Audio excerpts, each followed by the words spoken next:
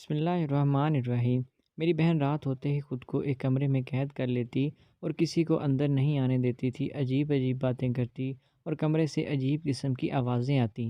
ایک دن راز جاننے کو کمرے میں چھپ تو گئی، پر تب تک بہت دیر ہو چکی تھی، کیونکہ اس کمرے میں ایک ایسی جگہ تھی جہاں پر میری بہن کو میں بہت اچھے طرح سے جانتی تھی۔ وہ مجھ سے کچھ بھی نہیں چھپاتی تھی، پر آج کل اس کی حرکتیں بہت مشکوک ہو گئی تھیں۔ وہ مجھ سے کچھ چھپا رہی تھی، کچھ بہت عجیب، کچھ ایسا جس کے بارے میں تصور بھی نہیں کر سکتی تھی۔ اور پھر ایک دن مجھے پتہ چل ہی گیا، اور وہ سب جان کر میرے قدموں تلے سے زمین نکل گئی۔ یہ کہانی میری بہن کی ہے۔ امید ہے کہ اس سے آپ کو بہت کچھ سیکھنے کو ملے گا۔ میرا نام اسما ہے۔ میری ایک بڑی بہن تھی جس کا نام سائمہ تھا۔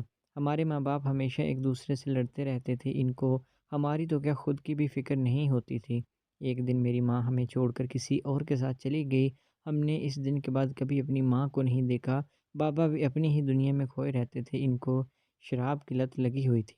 وہ اپنی زندگی برباد کرتے گئے اور ایک دن اس دنیا سے رخصت ہو گئے۔ اللہ کا شکر تھا کہ گھر اپنا تھا۔ اس وقت میری بہن سائمہ کی عمر 17 سال تھی اور میں 11 سال کی تھی۔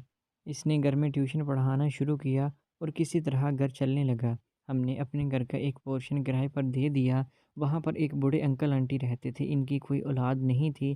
وہ ہمیں ہی اپنی اولاد سمجھتے تھے، اور ان کے ہونے سے ہمیں بھی اکیلے پن کا احساس نہیں ہوتا تھا۔ وہ لوگ بہت اچھے تھے۔ وقت گزرنے لگا۔ میری بہن کی عمر 25 سال ہو گئی اور میں 19 سال کی ہو گئی۔ اب میں کالج میں پڑھتی تھی، میری بہن جاب کرتی تھی۔ اب ہمارے حالات اچھے تھے۔ میری بہن ایک مثالی بہن تھی۔ اس نے سب کچھ بہت ہمت سے سنبھالا ہوا تھا۔ ایک دن اس کو سوشل میڈیا اکاؤنٹ پر کسی لڑکی کا میسیج آیا۔ وہ ایک نہایت ہی خوبصورت انسان تھا۔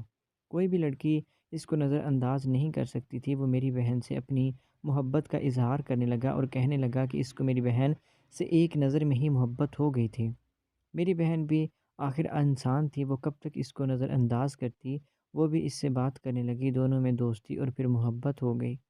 مجھے اپنی بہن پر شک ہوا، پر مجھے امید نہیں تھی کہ وہ کسی کے ساتھ ایسے رشتے میں ہو سکتی ہے۔ پر ایک دن میں نے ان کو ہنستے ہوئے کسی سے باتیں کرتے ہوئے سن لیا۔ میں نے یہی سوچا تھا کہ میری بہن نے ساری زندگی صرف دوسروں کے بارے میں ہی سوچا ہے۔ اگر اس کو کوئی ایسا مل گیا ہے جو اس کے لیے پرخلوص ہے، تو اس میں کوئی برائی بھی نہیں ہے۔ ویسے بھی میری بہن بہت ہی سمجھدار تھی۔ اسے اچھے اور برے کی پہچان تھی، پر افسوس اس بات کا تھا کہ بات صرف محبت تک نہیں۔ میری بہن کو میں بہت اچھی طرح سے جانتی تھی۔ وہ مجھ سے کچھ بھی نہیں چھپاتی تھی، پر آج کل اس کی حرکتیں بہت مشکوک ہو گئی تھیں۔ وہ مجھ سے کچھ چھپا رہی تھی، کچھ بہت عجیب، ایسا جس کے بارے میں تصور بھی نہیں کر سکتی تھی۔ وہ رات کو اپنا فون لیے ایک اکیلے کمرے میں چلی جاتی اور ساری ساری رات جاگتی رہتی۔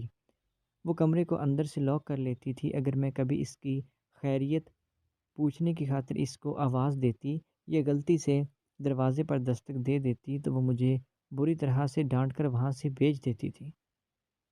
اس طرح میری بہن نے مجھے کبھی نہیں ڈانٹا تھا، اور پھر ایک دن مجھے پتہ چل ہی گیا، اور وہ سب جان کر میرے قدموں تلے سے زمین نکل گئی۔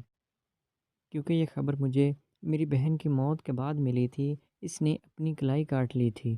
ہم کافی دیر تک دروازہ بجاتے رہے، پر دروازہ نہیں کھول رہی تھی۔ انکل آنٹی بھی وہاں پر آ گئے تھے۔ بالآخر دروازہ توڑنا پڑا۔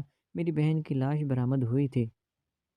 وہ دن میری زندگی کا سب سے برا دن تھا۔ میں سوچ بھی نہیں سکتی تھی کہ میری باہمت بہن، جس نے آج تک کبھی ہار نہیں مانی تھی، ایسا بھی کیا ہوا کہ میری بہادر بہن نے خودکشی کر لی۔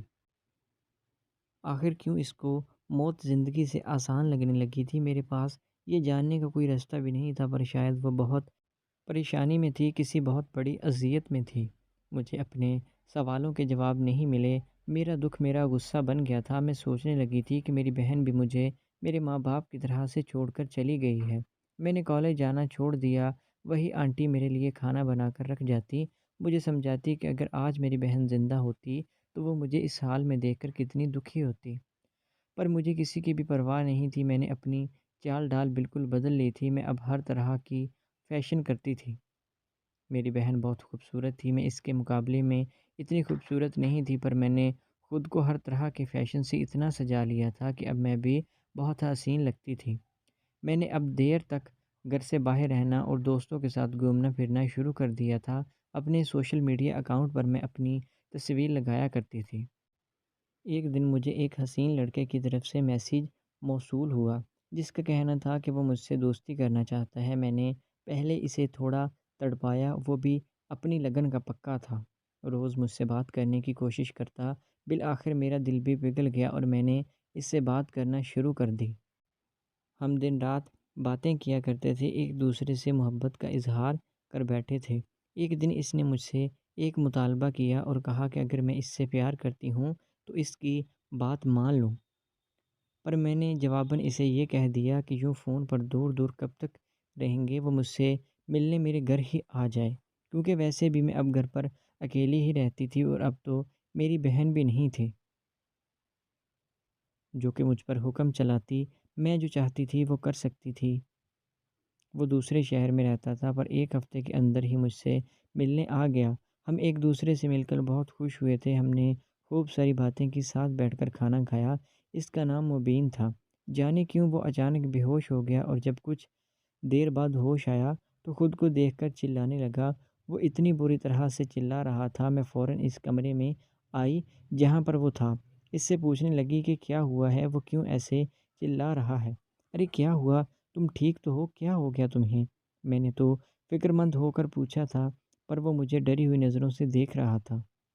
میں اچانک ہنسنے لگی کیونکہ میں نے اس کو بے ہوشی کی دوا کھانے میں ملا کر دی تھی، اور جب وہ بے ہوش ہو گیا میں نے اس کو رسیوں سے باندھ دیا تھا، کیونکہ یہ کوئی اور نہیں وہی لڑکا تھا جس سے میری بہن سائمہ باتیں کیا کرتی تھی۔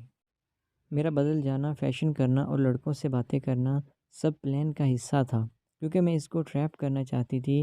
جو اس نے میری بہن کے ساتھ کیا تھا وہ سب مجھے اس کے فون سے پتہ چل گیا تھا۔ اس نے پہلے میری بہن کو اپنی محبت کے جال میں پھنسایا اور پھر اس سے بھی وہی مطالبہ کیا جو مجھ سے کیا تھا۔ جانے وہ کیسے اس کی باتوں میں آ گئی اور وہ کام کرنے کو مان گئی جس کے بعد اس کی عزت اس شخص کے قدموں تلے آ گئی تھی۔ اس نے میری بہن کی ویڈیو کال کی اسکرین ریکارڈنگ کر لی تھی اور وہ اس کو بلیک میل کر رہا تھا، پیسوں کے لیے نہیں بلکہ یہ میری بہن سے ہر رات وہی کام کروایا کرتا تھا جو اس نے اسے پہلے اپنے لیے کرنے کو کہا تھا۔ اس کی ایک نازیبا مواد کی ویب سائٹ تھی جس پر یہ آن لائن نامناسب مواد آن ایئر کر کے لاکھوں کماتا تھا۔ میری بہن کو بھی یہ یہی کہہ کر بلیک میل کرتا تھا کہ اگر وہ اس کے کام نہیں کرے گی تو وہ یہ ویڈیو اس کی وائرل کر دے گا۔ میری معصوم بہن بدنامی کے ڈر سے بدنامی کے دلدل میں دھنستی جا رہی تھی۔ وہ رات رات بھر اکیلی کمرے میں بیٹھ کر یہی کام کیا کرتی تھی اور ایک دن احساس گناہ اور شرمندگی میں آ کر اس نے اپنی جان لے لی، اور کیونکہ وہ یہ شکل و صورت کا اچھا تھا اس لیے لڑکیوں کو بآسانی سے اپنی جال میں پھنسا لیتا تھا، پر اب یہ خود بری طرح سے پھنس گیا تھا۔ مجھے اس سے اپنی بہن کی موت اور رسوائی کا بدلہ لینا تھا اور میں رحم کرنے کے موڈ میں بالکل بھی نہیں تھی۔ میں اس کے روبرو بیٹھی اور کہا کہ میں نے تمہیں زہر دیا ہے، ایسا زہر جس کے بعد تم 3 سے 5 دن کے مہمان ہو۔ کوئی ڈاکٹر کوئی دوا تمہیں بچا نہیں سکتی سوائے اس کے کہ میرے ہاتھ میں ایک انجیکشن تھا۔ وہ بری طرح سے گھبرا گیا، منتیں کرنے لگا، کہنے لگا کہ میں اسے بچا لوں، ٹھیک ہے میں تمہیں یہ انجیکشن دے دیتی ہوں، اس سے تمہاری جان بچ جائے گی، پر اس سے پہلے تمہیں وہ اپنی ویب سائٹ اور اپنے موبائل میں موجود سب لڑکیوں کی ویڈیوز کو تلف کرنا ہوگا۔ اس کا فون میرے ہاتھ میں تھا، مجھے صرف چند پاس ورڈز کی ضرورت تھی۔ وہ موت کے ڈر سے فوراً سب بتانے لگا۔ میں نے سب سے پہلے وہ ویب سائٹ ختم کی، پھر لڑکیوں کی ویڈیوز تھی۔ میں حیران تھی کہ اس نے کتنی ساری لڑکیوں کو بیوقوف بنایا ہوا تھا اور یہ ان کی عزتوں کے ساتھ کھیل رہا تھا۔ جب سارا مواد تلف ہو گیا تو میں نے اس کا فون توڑ دیا اور جیسا کہ میرا وعدہ تھا میں نے اس کو وہ دوائی والا انجیکشن لگا دیا۔ اب اس کی جان میں جان آئی تھی، میں پولیس کو کال کر چکی تھی، وہ لوگ آ ہی رہے تھے۔ جب میں اچانک ہنستی تو اس کے چہرے کا رنگ اڑ چکا تھا۔ کیوں ہنس رہی ہو؟ وہ نفرت سے بولا تھا۔ یہ سوچ کر ہنس رہی ہوں کہ اتنی ساری لڑکیوں کو بیوقوف بنانے والا خود آج کتنا بڑا بیوقوف بن گیا ہے۔ وہ چونکا اور پوچھنے لگا کہ کیا مطلب؟ میں نے تمہیں کوئی زہر نہیں دیا تھا، وہ صرف بے ہوشی کی دوائی تھی، اور جس انجیکشن کو تم نے اپنی دوا سمجھ کر اس کے لیے اپنا سب کچھ ختم کروایا ہے، اصل زہر تو وہ ہے HIV کا زہر۔ اب تم ایک مریض ہو جو تڑپ تڑپ کر مرو گے۔ میرا اتنا کہنا تھا گویا اس کے قدموں تلے سے زمین نکل گئی۔ وہ رونے لگا، اس کی بے بسی دیکھ کر مجھے بہت سکون مل رہا تھا۔ ایسے ہی اس نے جانے کتنی لڑکیوں کی بے بسی کے ساتھ کھیل کھیلا ہوگا۔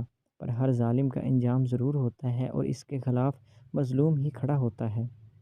اس کو پولیس پکڑ کر لے گئی تھی۔ اس دن میں اپنی بہن کی قبر پر گئی تھی اور اس کو بتایا تھا کہ میں نے اس کے مجرم سے بدلہ لے لیا ہے، پر میری تمام لڑکیوں سے التجا ہے کہ نامحرم سہارے تلاش نہیں کریں، کہ یہ صرف آپ کو موت اور بدنامی تک کا سفر طے کروا سکتے ہیں۔ اللہ میری بہن کی مغفرت فرمائے، آمین۔